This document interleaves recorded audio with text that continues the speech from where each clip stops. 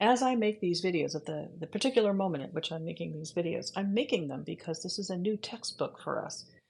I haven't actually read every word in this textbook, and so it was really quite interesting to me to learn that the subsection, Finding Equations and Graphing with Sinusoidal Functions, contains in it instructions for how to graph a sinusoidal function by finding 5 key points. And the reason that intrigues me is because I realize that I've been doing that pretty much since I started learning trigonometry myself, which was a long time ago. I just didn't know it was called that, or I didn't have a name for it. Here's what it means to graph using 5 key points. The graph of y equals the sine of x. Well, we kind of know what that looks like now, but let's talk about the 5 key points of this graph. I'm going to notice that it has a period of 2 pi. I'm just going to cut that period up into 4 sections. The first pi over 2, the second pi over 2, the third pi over 2, and the fourth pi over 2. And then I'm going to take those, each one of those, and put it in a table. I have pi over 2, 2 pi over 2, 3 pi over 2, and 4 pi over 2. I'm going to use those as my x values or my input values, and I'm going to see what gets spit out, right? I know that if theta, I think I'll use x here, that if x is 0, the sign is 0. If x is pi over 2, the sign is 1. If x is pi, the sign is 0. At 3 pi over 2, it's -1, and at 2 pi, it's 0 again. Now, I've skipped a bunch of values in here. I didn't look for values of pi over 4, pi over 6, pi over 3, or the values between any of the other pi over 2's. But that's okay, because I know what this graph looks like. I just kind of need to anchor it. So at 0, let me use a different color. At 0, the sign is 0. At pi over 2, the sign is 1.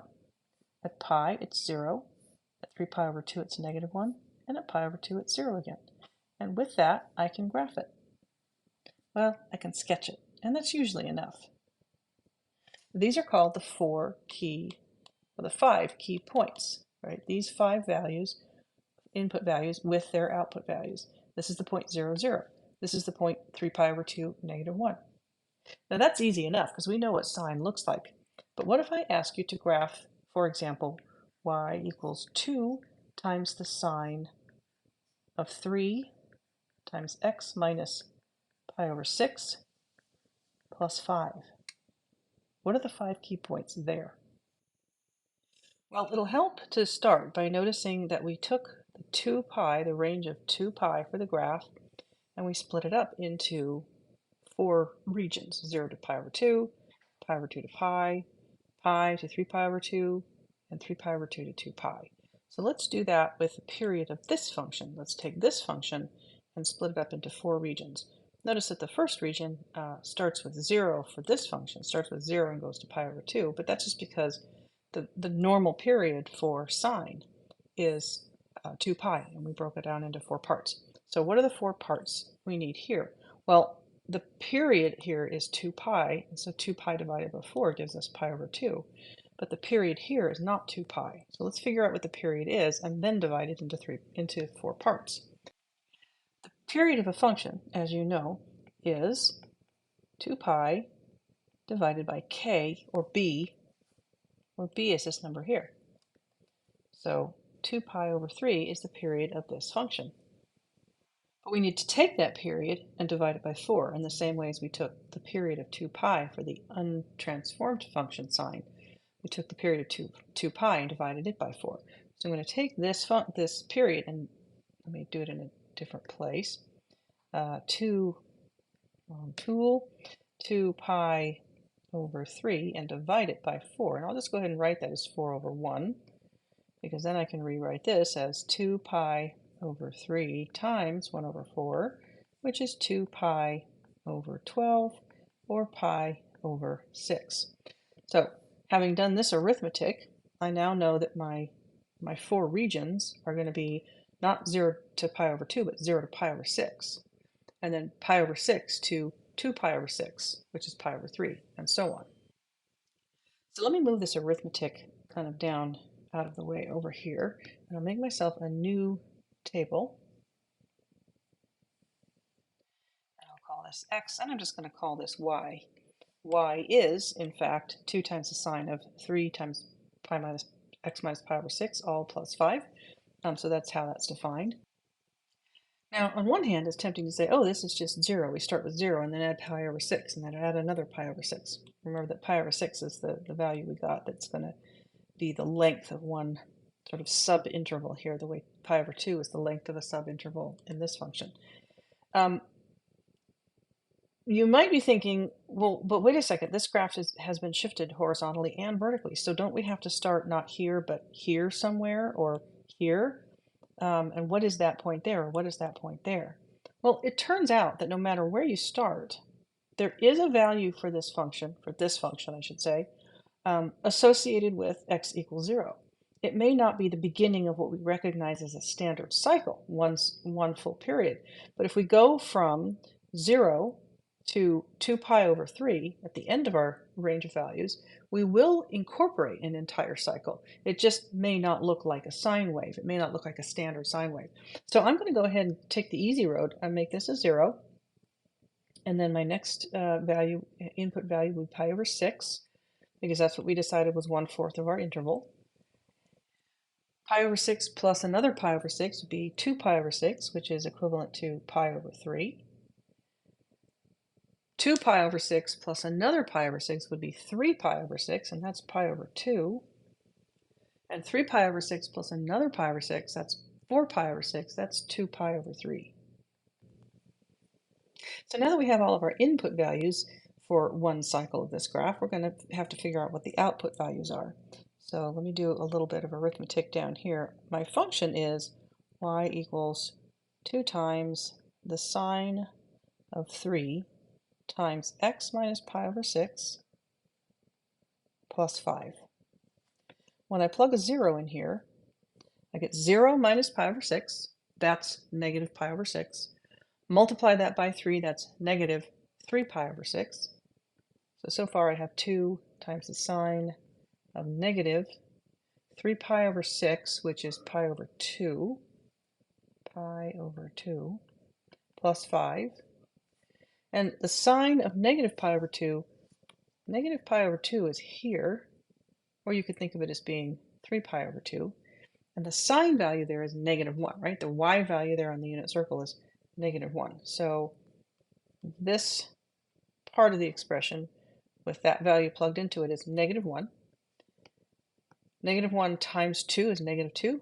Negative 2 plus 5 is 3. So 0, 3 is one of my 5 key points. All right, so let's get rid of this little diagram here, and I'll get rid of my 0 and this value in here, and let's plug in the next value. Well, the next value I came up with was pi over 6. I'm going to have pi over 6 here. Pi over 6 minus pi over 6 is 0. So this is 0. 3 times 0 is 0. So my sine is the sine of 0. The sine of 0 is 0. 2 times 0 is 0. And then I need to add 5 to that. So my value here is 5. Okay, my next one is pi over 3. Pi over 3, my pen's not working. Pi over 3 minus pi over 6 is pi over 6. Then I need to multiply that by 3. So I get 3 pi over 6, which is pi over 2. Got a little bit ahead of myself there. Let me erase that. 3 times pi over 6 is pi over 2. The sine of pi over 2 is 1. That's pi over 2. The y value there is 1. So sine of pi over 2 is 1. 2 times 1 is 2, plus 5 is 7. All right, just keep going here. What's my next value? Pi over 2. Pi over 2 is like saying, I'm working with pi over 6s here. Pi over 2 is like saying 3 pi over 6. I'm going to say 3 pi over 6. That's pi over 2. This value here can be written as 3 pi over 6. 3 pi over 6 minus 1 pi over 6 is 2 pi over 6. 2 pi over 6 can be thought of as pi over 3. So this is pi over 3. Multiply that by 3 and get just pi. All right, now what is the sign of pi? Well, pi is all the way over here. What's the y value of that coordinate on the unit circle? The answer is 0. So now I have 2 times the sine of pi, which is 0. So 2 times 0 plus 5. So here I have 5 again. And then for my last one, get rid of this and this. 2 pi over 3. I want to think about that in terms of pi over 6s so that I can do this easy arithmetic here. 2 pi over 3s is the same as 4 pi over 6. So I'll put 4 pi over 6 in here. 4 pi over 6 minus pi over 6 is 3 pi over 6. And 3 pi over 6 reduces to pi over 2. So this is pi over 2, but I have to multiply that by 3. So I have 3 pi over 2. 3 pi over 2. And now I need to take the sine of 3 pi over 2. 3 pi over 2 is this angle right here. And the y-coordinate on the unit circle there is negative 1.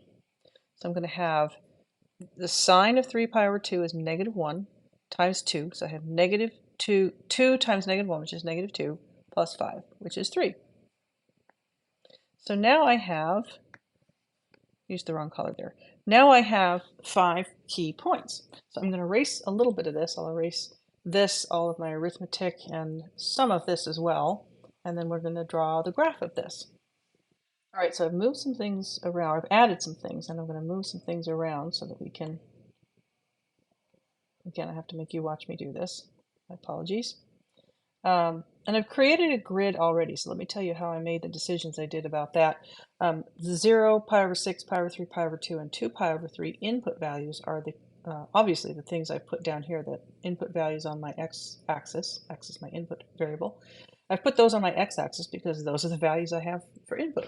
They're nice and evenly spaced, so they have nice even spacing down here. The output values are never get any lower than 3, at least for this part of the graph, and they never get any higher than 7. So I have a much smaller scale down here so I could fit my 3 through 7 on here. All right, now I literally just have to graph those points. I have 0, 3, pi over 6, 5, which is about there, pi over 3, 7, pi over 2, 5, and 2 pi over 3, 3. And so this graph looks something, knowing that it's sinusoidal helps because it helps me shape the graph, right? I know this is going to look like a sine or cosine function. Now, we can tell that this is a complete cycle by a couple of different reasons. One is that if we draw in a midline, let me do that like this. I think I'll do it with a very faint color, and I'll do it to make it sort of transparent. We have a midline right here.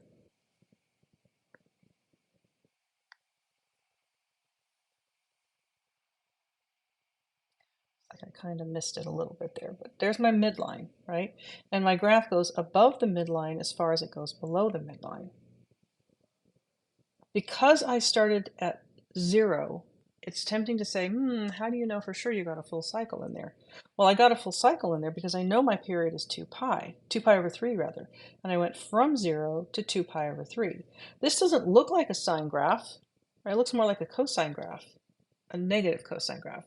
But it's just that part of this sine graph between 0 and 2 pi over 3. It is still a full cycle, and it is part of a sine graph. So we know that the period is correct because we calculated the period and used it to divide up our graph, so we would get a full cycle. We know that the period is 2 pi over 3, so we know that one full cycle occurs in 2 pi over 3. So we know that part's right. We can also check the amplitude. The amplitude of this function is 2, and the amplitude of this graph is also 2. So this is a correct single full cycle of this sine function. Now you can always use this technique because once you know what the period is, you know you're going to go from 0 to that value, and you'll get one full cycle of your function. And you can always start at 0 because these graphs go on in both directions forever. So what I've done is not randomly or arbitrarily, but kind of feels that way, chosen some other weird point to start at, right? Not the one that might be the thing that makes it look like a sine function right off the bat, but just had to start with some other point. I could have found the point for this function that would have had me starting at this point right here, and then going a full cycle like this. So starting at pi over 6, I could have started at pi over 6 and done this instead. But it doesn't matter as long as I get a full cycle in. So I'll kind of leave that up to you. It's an extra step. You would need to first figure out what the total range of values was, 3 to 7. Cut that in half. So this is 4, right? Go from 3 to 7 is 4. Cut that in half, that's 2. Add 2 to 3, that gives you 5. So now you know what the midline is. This is all before you graph it, before you start figuring out any values. So once you know what the midline is, y equals 5, then you take the first value for which this function equals 5, and that's where you would start. It turns out that's pi over 6.